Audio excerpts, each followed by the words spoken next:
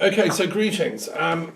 This is a talk that I've been asked to give at the conference in University of Brno in Czechoslovakia, or Czech Republic, and it's called Comparative Diabology, Western Esotericism, and Conscious Illicitude. So what I'm doing is an exploration of comparative diabology within Western esotericism, although I'm going to interpret that fairly broadly, because obviously in Europe are many of the world's great religions now, Sikhism, Jainism, Hinduism, etc. So I'm going to be mentioning them as well.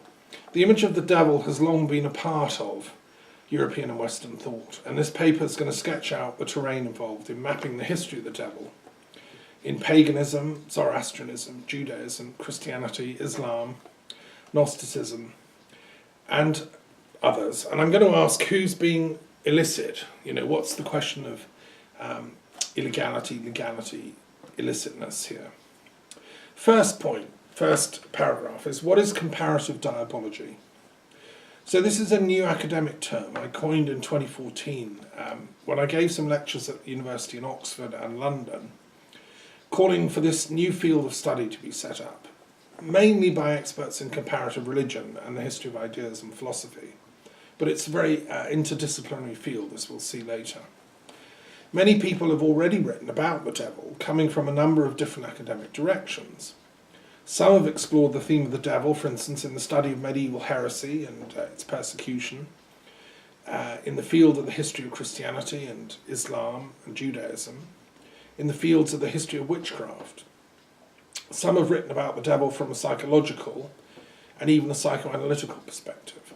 Some have tackled the devil from the position even of depth psychology. Jung wrote about it. Most have concentrated on the ideas of the devil in Western mainstream exoteric religious history. So this is kind of breaking new ground. I'm trying to look at it from the perspective of esoteric history.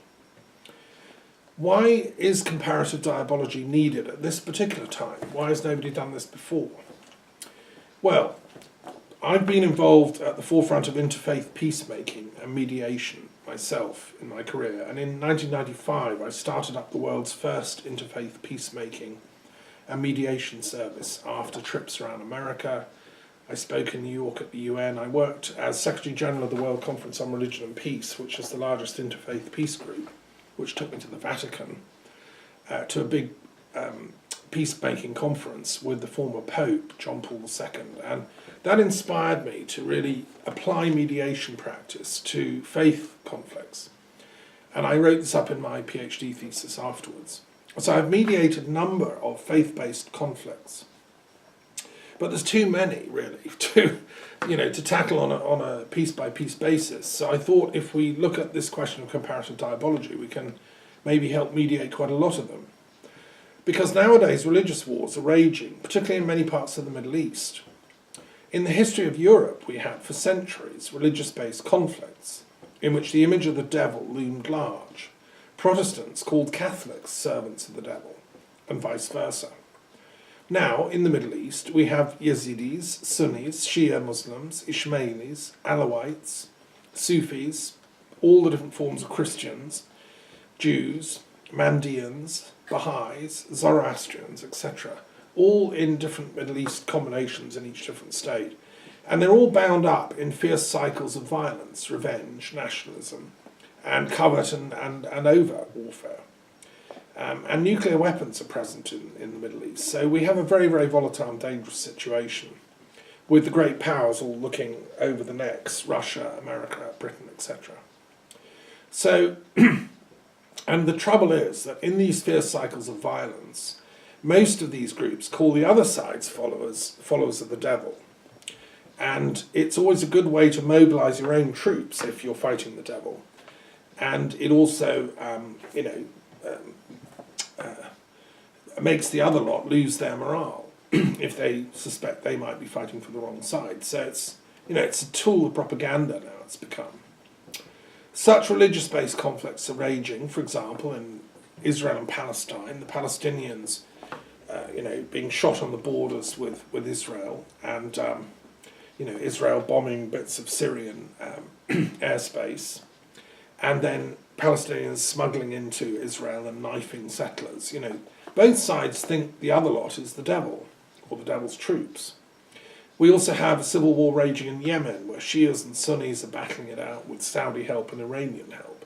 Again, the devil is to blame, so let's go and kill that lot. We have the horrendous problems of Syria, in which everyone demonises either Assad or the terrorists. And who calls who a terrorist becomes problematic. So it's a kind of a devil war, and British, American, probably Israeli intelligence are involved. Russian troops have got involved. All the different factions of outside help, the jihadis. The reason the Syrian civil war has been so bloody is because they literally each think they're fighting the devil's army. And we also have seen this in Iraq, which has become the most horrendous maelstrom of religious-based conflict, in which the jihadis, Saddam Hussein was demonised in order to invade. With retrospect, he was probably the least worst of the devils, because since he's gone, Iraq has gone into a maelstrom of seriously diabolic behaviour. And even the Americans, after they successfully conquered, didn't know what to do, and they turned devilish. They started doing tortures and things in Abu Ghraib. And I think they were brainwashed into thinking they were demonising Saddam, so they were conquering Iraq in the name of, Uncle Sam and apple pie. And of course they became themselves diabolic. And that's had a huge shock wave back onto the American self-image. So nobody's won in Iraq. Nobody's won in Afghanistan, where again we've had each side calling the other, the devil's soldiers. The same in Libya. Looking back, Gaddafi was probably, not one of the worst devils.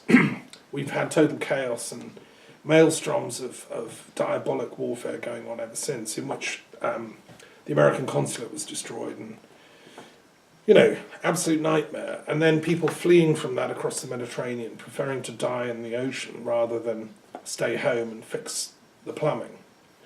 Lebanon, touch wood, has not descended into a maelstrom yet. If it did, God forbid, So, and we've got other regions like in Armenia, Nagorno-Karabakh and so on, and the Caucasus Mountains, Chechnya, which have periodically erupted into this kind of chaos. So anyway, and the Balkans, where these problems developed in Bosnia, the Yugoslav breakup was another sort of devil war, if you want. So here I am, a scholar of interfaith peace studies. I set up in 2007 the Truth and Reconciliation Commission for the Middle East. And the idea is just bring all these people together, sit around a table, discuss, the pain, the sorrow, the problems, and let's get some apologies happening. But if you think you're against the devil, you're not going to sit around the table. You're going to refuse to talk to each other, and that, unfortunately, is what's kind of happening. How can we therefore find commonalities between all these rival spiritual and ideological systems? Try to find common ground and common principles and values that can bring these disparate groups together. That's the job that I'm attempting in this paper. These Middle Eastern wars have now spilled over onto the landscapes of Europe, with violent incidents occurring with frightening regularity here in France and elsewhere. And there have been, in the last few years, millions of refugees fleeing from the battlegrounds of Syria and the Middle East, seeking refuge in Europe from these conflicts and fleeing elsewhere, Canada, etc., leading to increasing tensions inside European and North American societies as well, and in Jordan and other places which are, fortunately, still peaceful. Jordan, I think, is a model of how to coexist in a peaceful way, which I think is down to the King and Queen of Jordan. They're very, mature intellectually. So, it seems to me we need an exercise to develop a science of comparative diabology with the widest possible scope we can give it, and find a way of orchestrating dialogue between these disparate religions and esoteric groups as well, as to their respective understandings of the devil and the devil's role in history and at the current time. Just as, formerly, Protestant and Catholic Christians in Europe used to rampage across the continent in the 30 Years' War and around that time, destroying each other's towns and villages, and accusing each other of being in league with the devil, this is sadly still going on in large parts of the Middle East. However, as a result of these religious wars, Europe eventually came up with the idea of the Enlightenment. And gradually, the living reality of the devil as a force in history was downplayed, marginalised. The devil was relocated, if you want, to abstract forces like capitalism or communism, or it was explained away as a kind of sexual neurosis.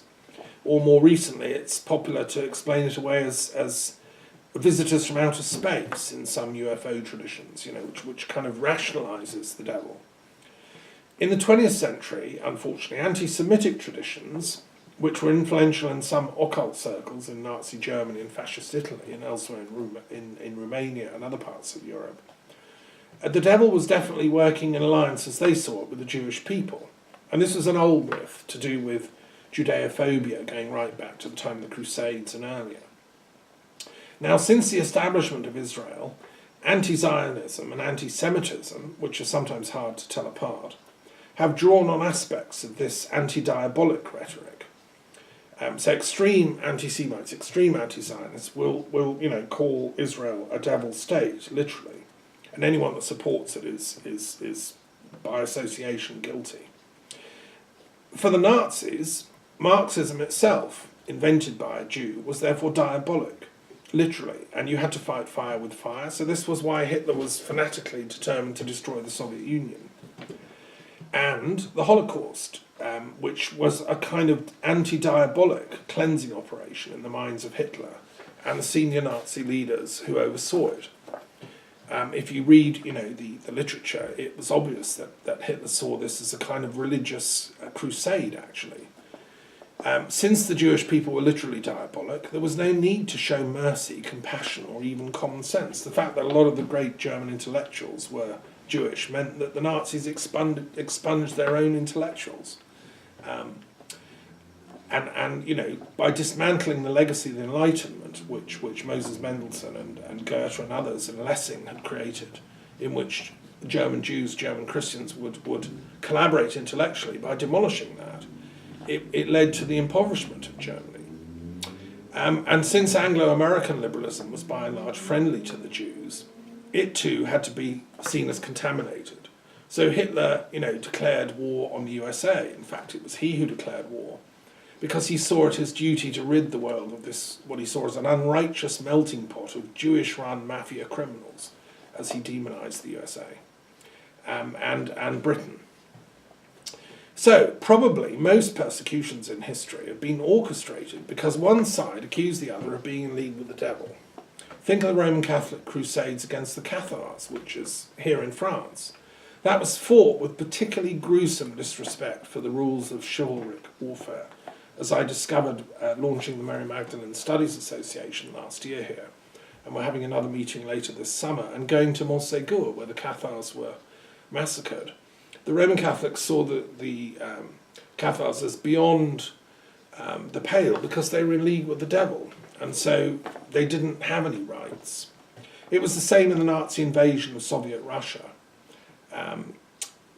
The Jews and the Soviet army had no rights. They could be massacred. If you're fighting the devil, you don't have to observe any rules.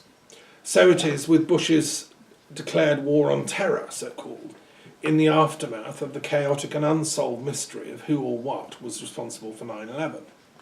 In the rush to premature judgment and the blaming of 9/11 entirely on Al-Qaeda, which, however, was a force largely of USA and UK creation to bring down the Soviets in Afghanistan with Saudi Wahhabi help, the people of Iraq and Afghanistan have also been subject to very few rules in the invasion by the Allies. And the prisoners, for instance, in Guantanamo prison in Cuba have been demonized and denied lawyers, no trials, no basic human rights. Why? Well, the logic goes, if they did 9/11, and of course there's no actual evidence they were involved at all, and most of them weren't, well then they're working for the devil, by definition. So this rhetoric of hate and moral confusion has polluted the kind of intellectual spheres that we're living in these dangerous times, in my view. So I think it's really, it would be wonderful to analyse the minds of Tony Blair and Bush. I suspect they literally thought they're fighting the devil. It's time, therefore, to examine rigorously, therefore, what we mean by the devil, to study this historically and forensically, and figure out what on earth is going on here. It's time to bring those Enlightenment analytical tools out of the cupboard and apply them to this new situation, where we find that belief in the devil and the need for exterminating all those who follow him is once more raging rampant across our modern world.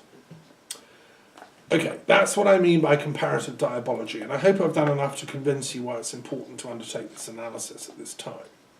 So let's move on and ask, thirdly, how is comparative diabology of interest to the theme of this conference, the esoteric history of religions? Well, it's in the subfield of religious studies that researches esoteric religious and spiritual traditions that some of the most fertile and interesting theories about the devil are to be found.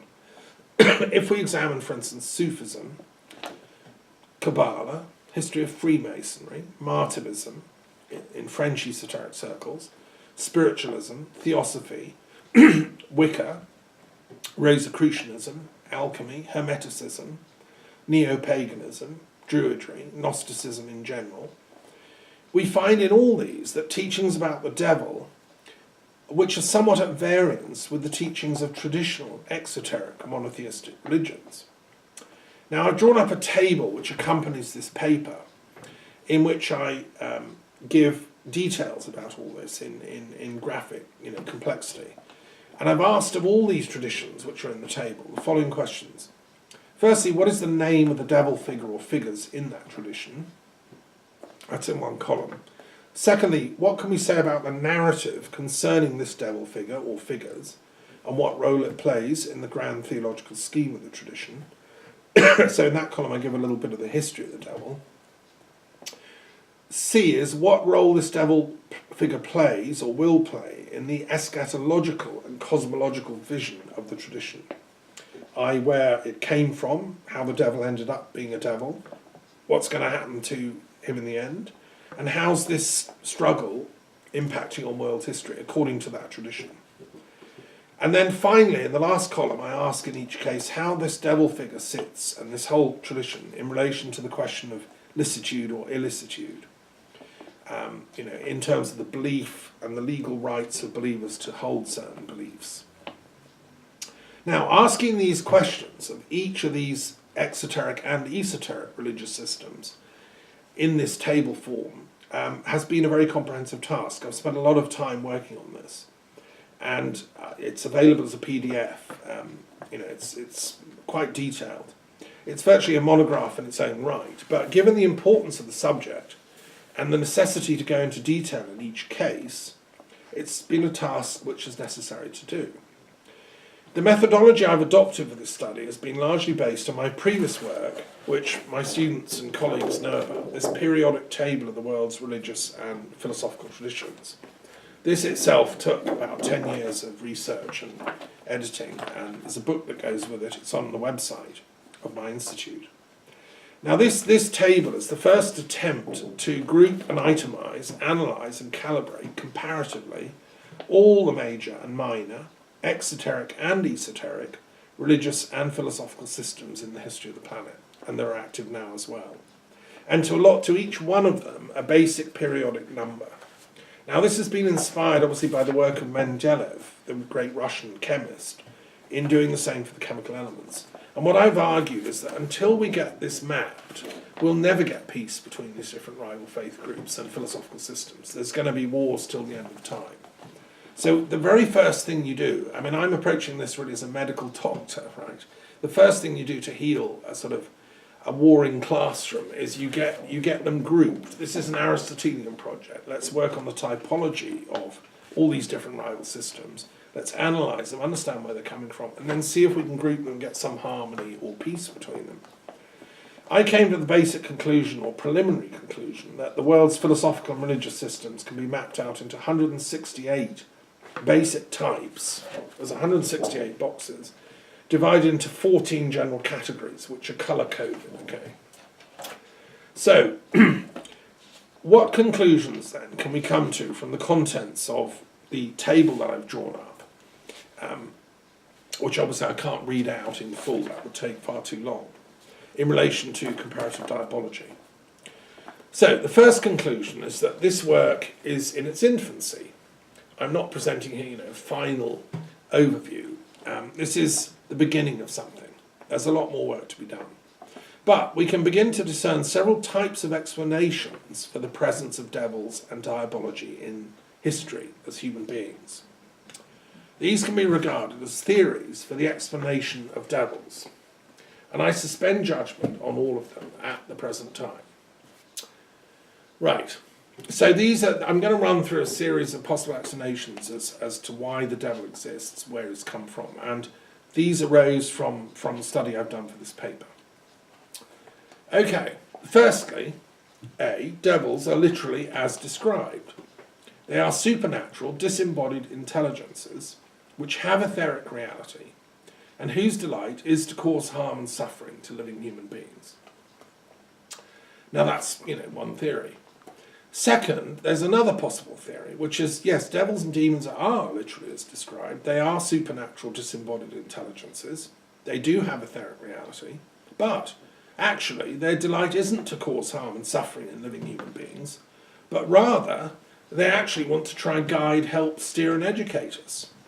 And they seem to have a particular interest in erotic wisdom. They take delight even in co-participating in erotic fantasies. If you look at the history of witchcraft, this is what the devils are often doing. They end up, making love sessions in what we would probably call astral sex, normally with permission and agreement from the witches. Most Enlightenment people said, no, this is all fantasy, but maybe it's true. C, devils are in fact fallen angels who've come down into this world zone and enjoy being here, and are in no hurry to get back up to heaven. Whereas angels are really just judgmental devils who really don't like Eros.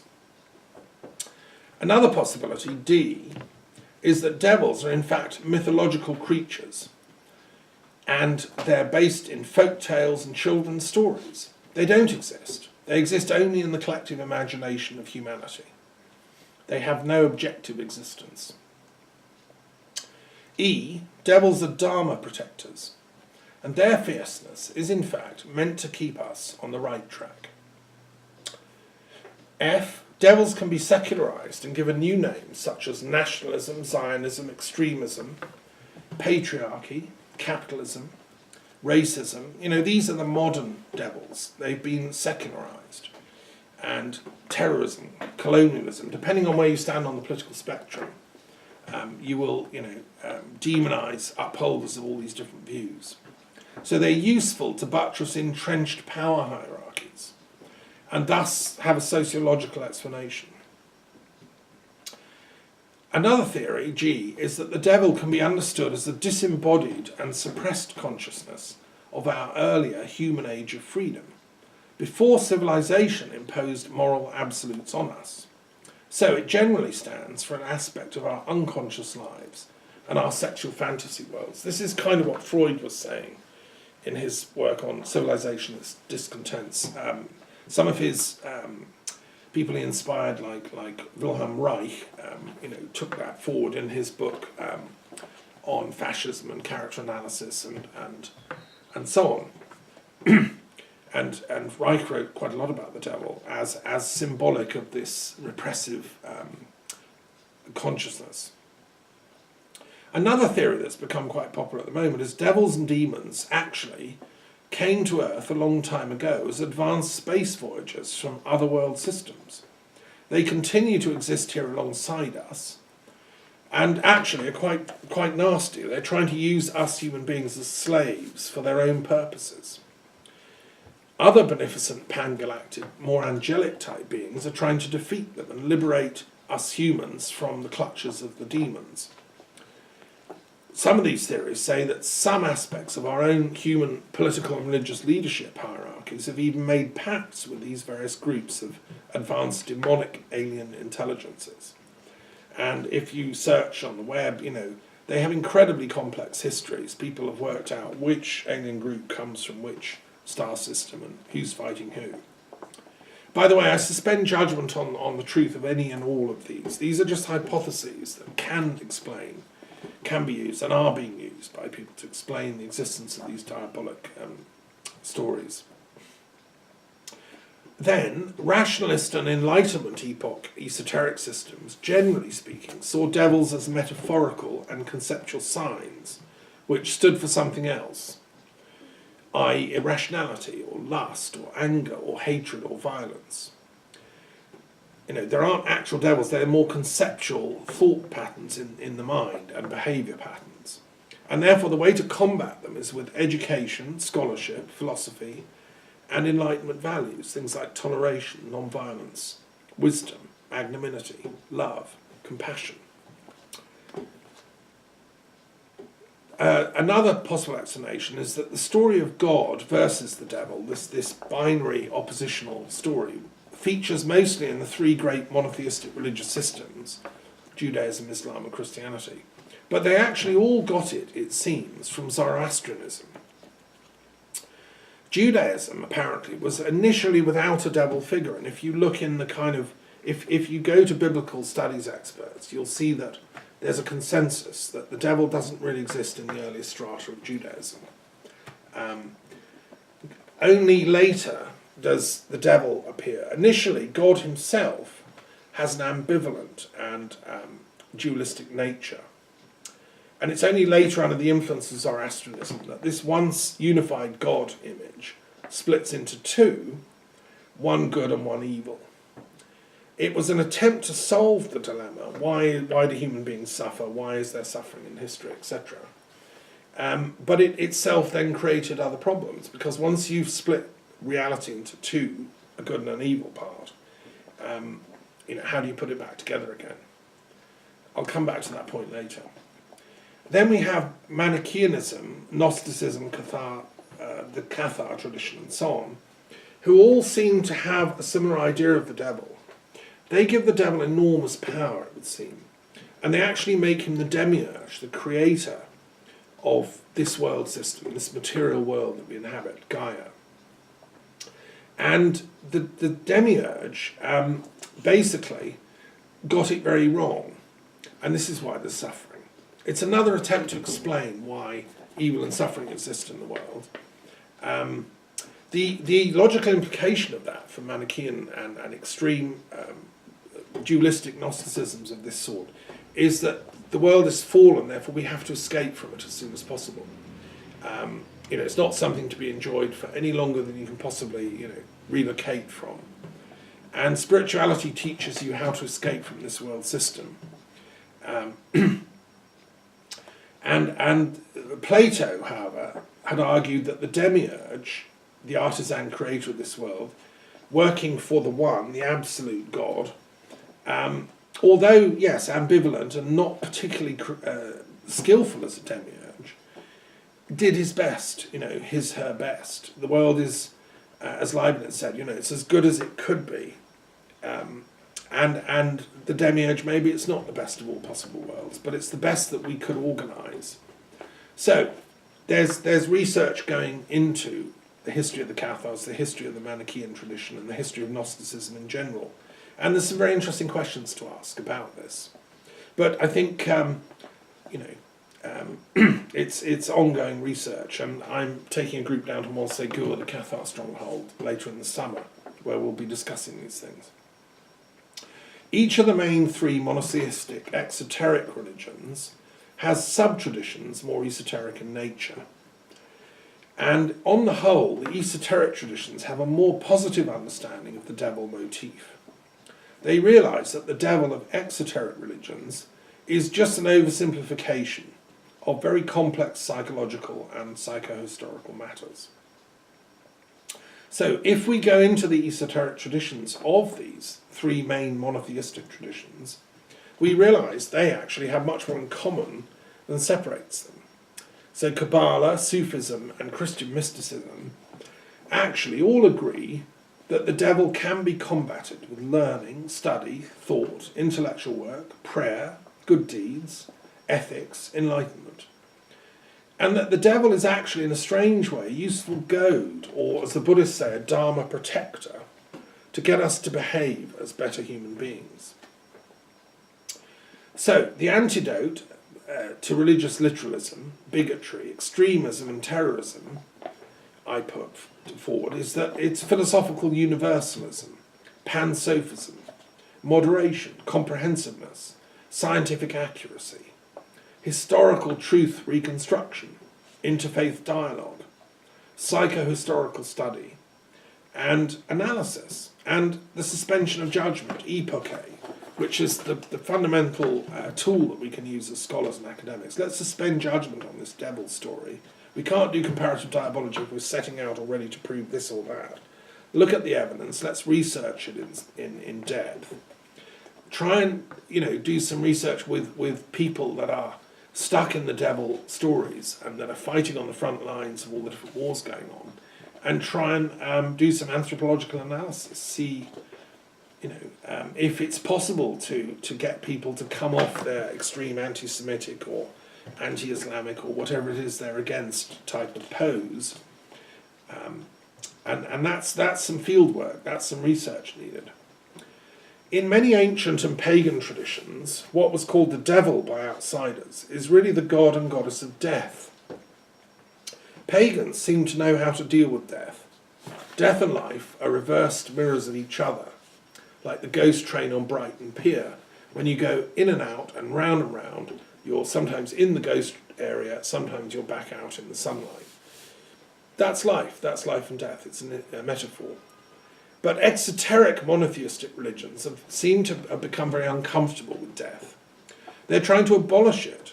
They want to establish immortality for everyone immediately now, even if it means abolishing the world as we know it. They also, as it happens, and interestingly, all deny reincarnation.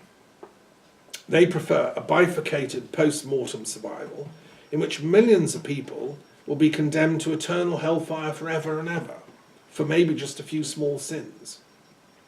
So, the revival of pagan studies, which has been long neglected, is, I think, a sine qua non for advancing the work of comparative diabology. This is why I set up the Pagan Academic and Educational Network back in 2008. What we call esoteric traditions are often just actually survivals from earlier pagan spiritual teachings, which couldn't come out. They're not allowed to because they were illegal. Paganism was prescribed in the Christian Roman Empire, and so the academy was forcibly closed in Athens. And it wasn't until it was revived in Florence, but there was a kind of ambiguity. Giordano Bruno was burned for his paganism, and the witches were burned as pagans. So even now, there's a kind of legal minefield. But I'm saying no, paganism should be entitled to a fair hearing in the courts of history and in academia. And I find it incredible that there's no real attention being given to pagan studies, even among religious scholars. And any kind of residual penalties on paganism need to be removed. However, in Africa the situation is quite grim. There are witches being forced out of towns. There are camps called witch camps, which people feel they're entitled to go and rape and kill and maim these so-called witches, who are basically excluded from mainstream society. And in Saudi Arabia, there's a special unit in government that hunts down witches and pagans. It's illegal to be a pagan or a witch in Saudi Arabia. And the definition is very, very broad. If you just sit and meditate in front of a candle, that's suspect. You must be a pagan. And that carries with it severe punishment, whipping, etc., and ultimately death. Well, with all due respect, I think there's a bit of an enlightenment needed here. Places like Saudi Arabia, the founder of the Wahhabi tradition was a literal devil believer, and he personally participated in stoning to death women accused of things like adultery, because it was the devil's work, and therefore he tried to kill it with his stones. That's what we're dealing with here on this planet, and instead of doing, financial deals